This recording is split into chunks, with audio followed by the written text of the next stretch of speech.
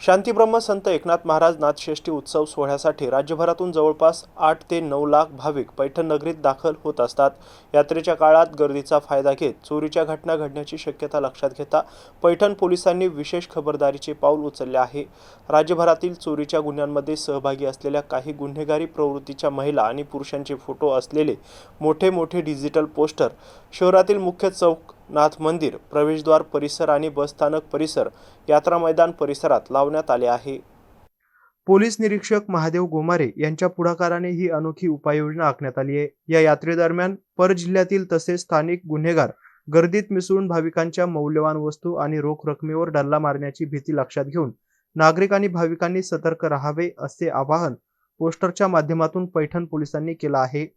पोस्टरमधील व्यक्ती शहरात किंवा परिसरात कोठेही आढळून आल्यास तात्काळ पैठण पोलिसांशी संपर्क साधावा असं आवाहन देखील पोलीस निरीक्षक महादेव गोमारे यांनी केलंय। या उपाययोजनेमुळे भाविकांना गुन्हेगारांची ओळख पटून यात्रेत होणाऱ्या चोरीच्या घटनांवर काही प्रमाणावर आळा बसेल असा अंदाज व्यक्त केला जातोय।